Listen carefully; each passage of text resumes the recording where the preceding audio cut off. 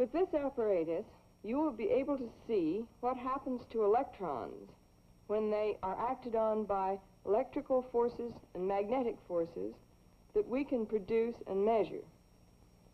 One of the things that we'll be able to determine from our observations is the mass of an electron. This tube contains a little hydrogen, and over here there's an electron gun aimed upward. The source of electrons is a heated cathode at the bottom of the gun. The electrons are accelerated upward by a potential difference applied between the cathode and the cone-shaped anode above it. The accelerating potential we read on this meter. Now, once we have a moving stream of electrons, we have a second way of controlling their motion, namely by a magnetic field. We know that a charge moving across a magnetic field has a deflecting force on it. We use these coils to produce our magnetic field. A current flowing around a circular coil like this produces a magnetic field at the center that has a direction perpendicular to the face of the coil and a magnitude proportional to the current flowing. This apparatus has two coils arranged in such a way that there is a very uniform field between them, so that wherever an electron is found within the tube, the effect of the field will be the same. Coils arranged in this way, these are one coil radius apart, are known as Helmholtz coils. You can see that the electrons are going to be moving upward in this direction. The field is horizontal in this direction, or perpendicular to the motion of the electrons. To measure the field strength, we read the current in the coils on this meter. I've made a calibration curve showing the magnitude of the field for each value of the current. As you might expect, it's a straight line. In other words, the field is proportional to the current. Now let's turn on the tube. We'll start with no magnetic field, that is, with no current in the coils. As I turn up the gun voltage, which you can read on the top meter, we see the beam of moving electrons.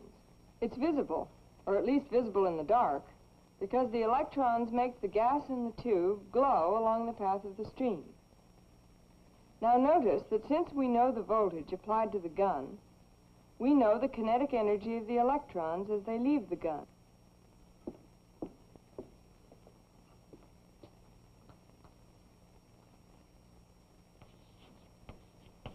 The energy of an electron as it leaves the gun is equal to the energy per elementary charge times the charge.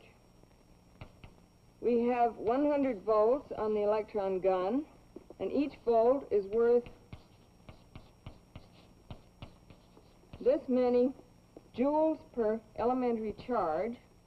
And now an electron has one elementary charge, so our Q is 1. And this is the energy of one electron as it leaves the gun. Now let's turn on the magnetic field, which will change the direction of the electrons, but of course won't change this kinetic energy. This time, watch the ammeter at the bottom. As we increase the field, we increase the deflecting force on the beam.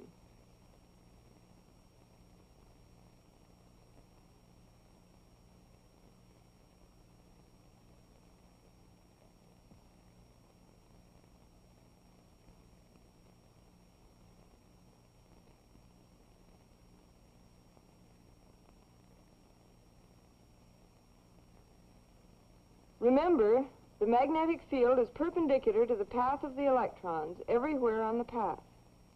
Thus, the magnetic force is the centripetal force acting on the electrons.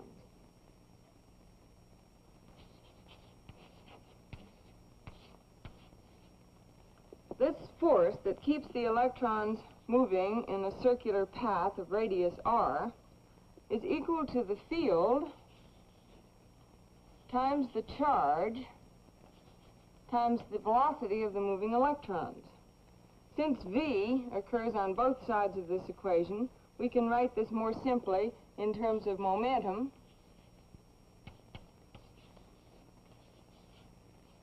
And we have quantities now that we can measure. We can measure B, the field, by reading the current and using our calibration curve. The current in the coils is 0.79 amperes. That gives, for the field, 0.97 times 10 to the minus 22. So we have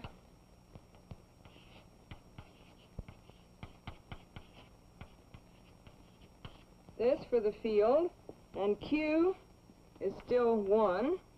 And now we have to measure R. Now, of course, we can't put a ruler inside the tube and measure R directly, so we have to use some kind of trick. There are a number of ways we could do this, but what I've done is this. I've taken a picture of the circle formed by the electron beam. Then I've removed the tube, and I've taken another picture of a scale put in exactly the same plane occupied by the beam. Here are the pictures. I've cut this along the scale, and now I can use it to find the diameter of the electron beam. The diameter is 11 centimeters, and R is half of this, 5.5 centimeters, or 0.055 meters. So here we have the momentum of an electron traveling in the particular circle that we've been watching. Now it's clear that from these two equations we can determine both the mass and the velocity. And when we do this, for the particular values we have here, we get the mass of an electron is equal to 0.89 times 10 to the minus 30 kilograms. Incidentally, the velocity in this case is about 6 times 10 to the 6th meters per second. Now I have the results of some other measurements that we've made with different values of V and B. Here you can see that although the accelerating potential varies quite a bit and the field varies, giving different values for the radius of the circle and for the velocity of the electrons, still the value that we get for M turns out to be always just about 10 to the minus 30. In other words, no matter how we do this experiment, we always get about the same value for the mass of an electron. We can also check very easily how the radius of the electron beam depends on the voltage and current.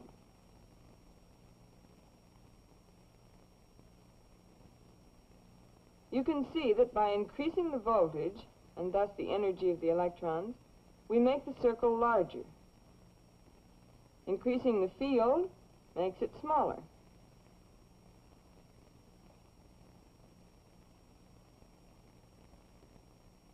In fact, if you want to do a little algebra, you can find out from these two equations exactly how R should vary with V and B.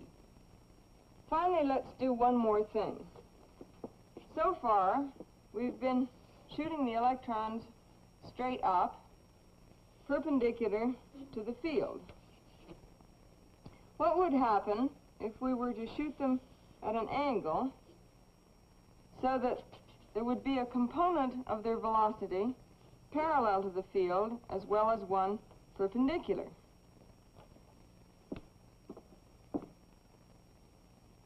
I will rotate the tube like this, so that the direction in which the gun is aimed will make different angles with the direction of the field.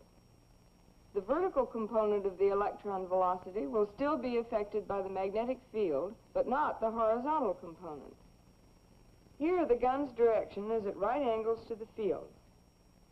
As I change the angle, the electrons continue to circle around the direction of the magnetic field, but also move along the direction of the field until they hit the glass. I think you could predict the shape of this helix. All you need to know is the field, the gun voltage, and the angle of the gun.